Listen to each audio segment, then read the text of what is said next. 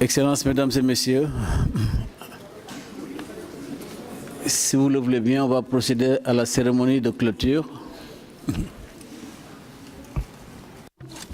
Yes, ladies and gentlemen, if we can now proceed with our closing ceremony.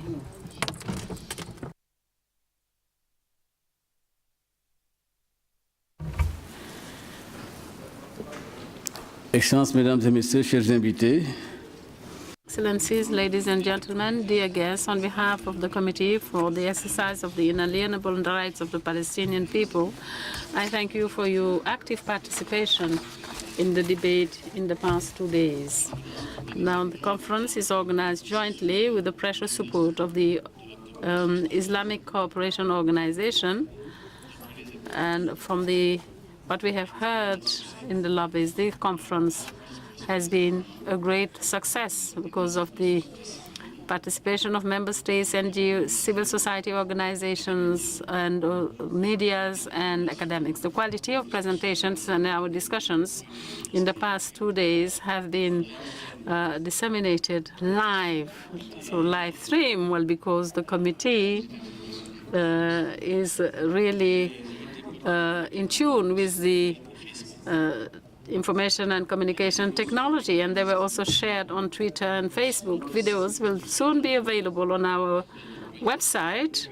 Let me remind you, it is unispal.un.org. And I encourage you to visit the website and share it as much as you can within your network, so that as many of our compatriots and citizens of the world can be better informed on the question of Jerusalem. Over the past 2 days, the discussions we have had and the presentations we have had have shown just how determined several member states, Senegalese civil society, are to give their support to the people of Palestine, and in particular to Palestinians living in Jerusalem. And in fact, they are all invited to visit Jerusalem and visit the tourism sector, and I hope this has been heard by all. I really would like to encourage everybody to visit Jerusalem. I already see that this has been a useful conference, given the call from Senegalese civil society represented here and expressed this morning to meet with representatives of civil society that works in tandem and for the Palestinian cause and with the Palestinian embassy in Dakar in order to define concrete support activities for the people of Palestine. I really wish them a lot of success in their efforts, hoping that they will be successful in contributing to improving living conditions for Palestinians. Finally, I would like to remind you that the committee has developed a long relationship and cooperation with civil society. I'd like to invite representatives of civil society to come in greater numbers and get accredited with the committee so that they're informed about our conferences in the future, as well as other actions in solidarity with civil society for the people of Palestine and with the people of Palestine everywhere in the world. You'll find the appropriate documentation at the entrance to this amphitheater on the table. Now I'd like to give the floor to His Excellency Riyad Mansour, Permanent Ambassador to the State of Palestine, Permanent Observer to the United Nations, the State of Palestine. You have the floor, sir. Thank you, Mr. Chairman. I would like at the beginning to express on behalf of the Palestinian people and their leadership our gratitude to the Committee on the Exercise of the Inalienable Rights for convening this very important conference in Dakar, and also to thank the OIC for being a collaborator and partner with us in this third international conference in Jerusalem, annual conference. Let me also express our gratitude to the people and government of Senegal for hosting this conference. We were honored to meet with the President of Senegal, with the Foreign Minister of Senegal, and also we are honored to have with us Koli Sek, an old friend, who is the Chief de Cabinet in the Foreign Ministry, who will, I believe, will be delivering the closing remarks on behalf of Senegal. It's good to have you with us, and we thank you for what Senegal has done. Of course, as you all know, Senegal was chairing the Committee on the Exercise of the Inalienable Rights of the Palestinian People since its inception in 1975. Of course, we decided to decorate leaders in Senegal as an expression of our gratitude. And these decorations are from our president, President Abbas. If it was possible to decorate every individual in Senegal, we would have done that, 13 million plus of them. But we did something above normal. Our president, on the 22nd of April, decorated the president of Senegal in New York. And last night, those of you who were with us, you have witnessed the special moment of decorating the Foreign Minister of Senegal and 10 chairs of the committee, 8 of them alive, 2 have passed away, in an expression of gratitude for the remarkable work of Senegal in chairing this committee. We are very grateful for everything that Senegal has been doing in chairing this committee for the last 40 years in advancing the cause of justice for the Palestinian people. Let me also express our gratitude for all the experts, for everyone who is in this room, and those who were in this room, and the thousands, maybe tens of thousands of those who are watching us through webcast in all corners of the globe.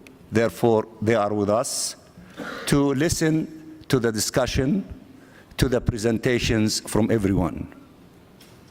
Let me particularly thank the presenters, all of them, those who came from Palestine, from Israel, and from other places in this world. I want to give special thanks to my brothers and sisters who came from Palestine and who gave outstanding presentations. It would have been nice if they were 50-50, female, male, but we did 40%, 60%, and next time we will make it at least 50% to secure gender balance. I am proud of the fact that 70% of my team in New York are females. They are the best that you can imagine, and they are representing Palestine at the United Nations in the best possible way Palestine can wish for.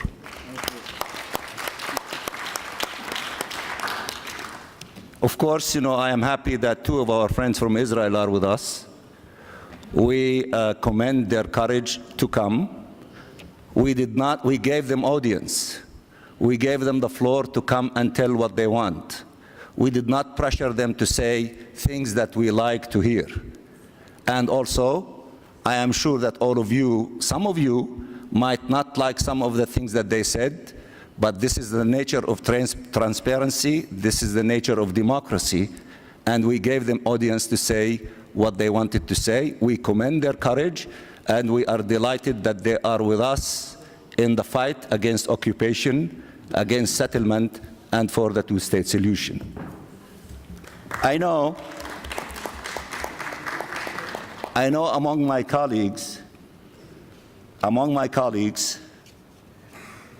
was honored and happy to see that we, the Palestinian people, are telling our narrative in the most effective way. I am honored of one of my colleagues is Nabil Al-Kurd, who told his personal story of the tragedy of Palestinians in East Jerusalem. He told it in his simplistic way, but he told you the pain and the suffering of daily basis of him, his family, and it is only a representation of tens of thousands of stories of our people who are suffering on a daily basis. I am also proud that a young rising star, her name, I think, Noor Arafe, I met her for the first time in this meeting. I am proud that she destroyed the argument of Netanyahu and the Israeli government of trying to frame the tragedy of our people and our resistance to it as terrorism, and she gave in a brilliant, scientific, logical argument that the reason for what we see in Jerusalem for the last 7 months is a result of the whole manifestation of the system of colonization and occupation. I know Daniel told a similar story about us, but we are telling our story in a remarkable way, the Palestinian people, and I'm proud of her and all of the rising young stars who are more than capable of telling our story to all of you, to all corners of the globe, that it is a story of justice, a story of heroism of our people in fighting against occupation, and our determination to end this occupation, to have the independence of the state of Palestine, and therefore to save the two-state solution. I listened very closely to a tremendous amount of anger in this room. And I would say this anger is justified.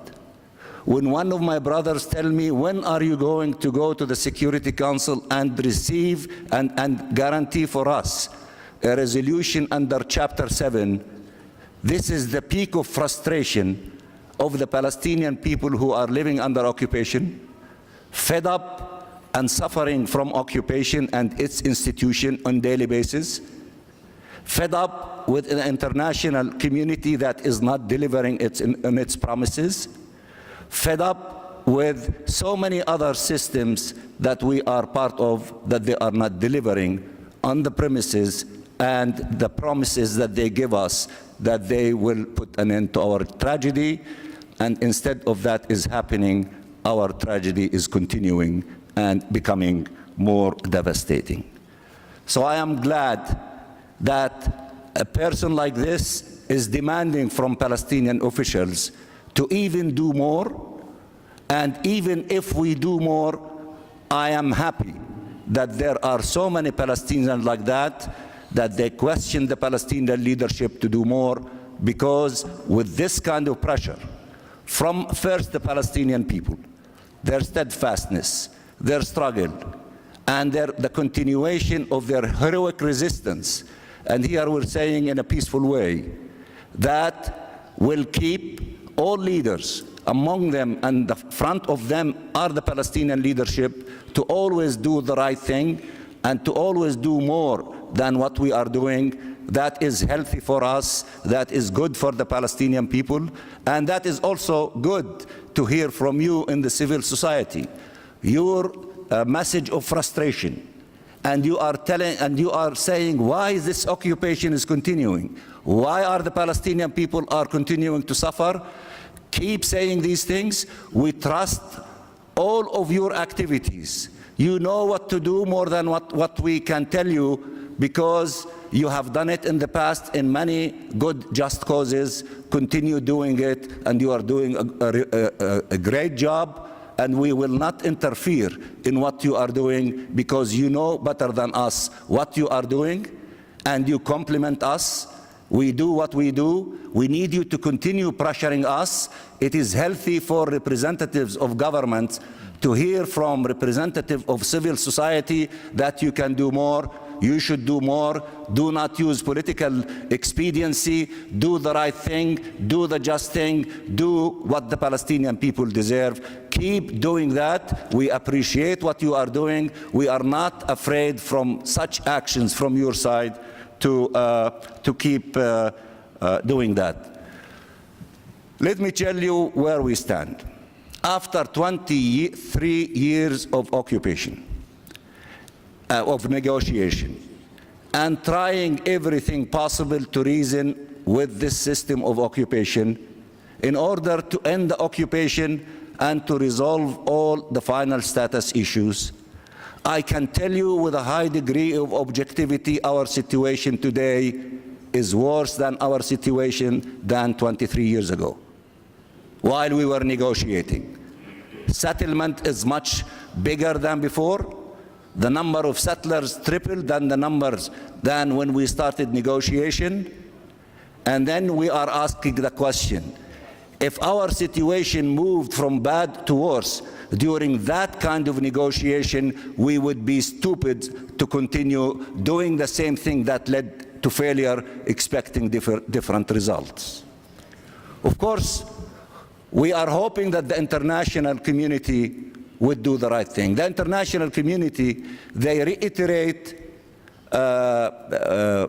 positions of principle, such as they say that settlements are illegal and main obstacle to peace.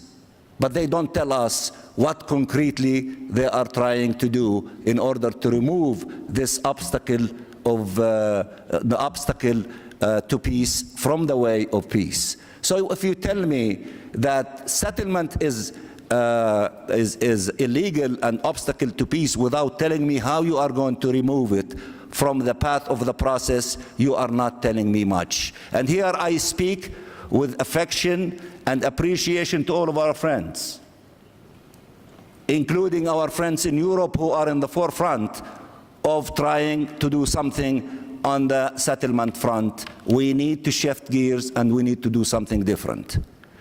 It is true that many expressed dreams and hopes through talks and through education and what have you, that remarkable things could unfold in Jerusalem and perhaps in the rest of the occupied territory. These are wonderful dreams. Nobody is telling you not to dream. But let me just tell you, after experience, dream is something and concrete action is something else. Since the international community is not shouldering its responsibility of doing the right thing and acting on the basis of international law and international humanitarian law to give us justice, it is our destiny, the Palestinian people, to take the torch and to show the way, not only for our people of how we are going to move forward in the coming months and the coming maybe a year or 2 years, but also what we will be doing if we succeed. To put an end to occupation, it will not be service to our people, although that this is our duty and obligation, but we also will be helping the Israelis from trying to get rid of the ugly face of occupation, which is pushing the Israelis to exhibit so many negative things that they will be better of trying not to exhibit them. They are unable to transform themselves from continuing this process and enterprise of colonization and occupation. And if we succeed in the platform that we are proposing, they should be thanking us in the future that we helped them and we extended our hand to pull them away from ugly, inhumane, illegal things to a level where we can be equal as two people in two separate states, with East Jerusalem is the capital of our state, so that we can open chapters, new chapters of the relationship between us and them.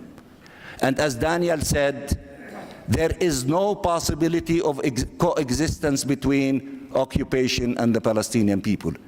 It cannot work. It did not work in all of Africa. It did not work in South Africa. It will not work in Palestine. Israel is not the exception to the rule of occupiers of how they behave in an inhumane, ugly way, nor the Palestinian people are the exception to the rule in resisting occupation and putting an end to it and acquiring our independence. This is the lesson of all those who struggle to put an end to colonialism. We are not an exception to that rule. Therefore, our primary responsibility, all of us, and we are the Palestinians in the forefront, but to all of you, we have to find ways to end this occupation. Then it becomes easier to find solutions to the question of Jerusalem and to all the other complicated issues. But without putting in the thick head of the Israeli occupiers that they have to accept that they are occupiers and to end the occupation, without that, we will, some of you said, we meet, you talk, we don't do anything, then the frustration will be bigger frustration. We need to succeed in putting an end to this occupation. How do we do that? I believe humanity is evolving now into such a way that complicated issue like our issue cannot be resolved by the two parties themselves. We need collective processes through the involvement of other powers, including the P5 in the Security Council, important Arab countries, European countries, Africans, Asian, Latin Americans, to converge with us together and to force us more or less not to continue dragging our feet in order to put an end to this occupation and to have the independence of the State of Palestine. If Israel to continue to have a veto on everything, including the collective process, it means that the occupiers will try to force on us to make occupation part of our life and to defend the status quo. We cannot wait any longer. We do not accept that. Therefore, we invite you to be with us in one hand to find ways that the Security Council to shoulder its responsibility to put an end to this occupation because it is illegal, an obstacle to peace, and to open doors and to allow the French initiative to stand on its feet as a collective process, maybe similar to what happened on the Iranian file, to what is happening on the Syrian file after Vienna I, Vienna II, Geneva I, Geneva II, because humanity now is evolving that complicated issues of the magnitude of our issue cannot be resolved through bilateral negotiation between us and the Israelis. No parity between us and them. We need these collective processes, and I think that the sooner we succeed in unleashing this collective process, we are on the path of beginning something new, that it is not up to the Israeli leader to continue living in denial and to continue denying our people their freedom and dignity.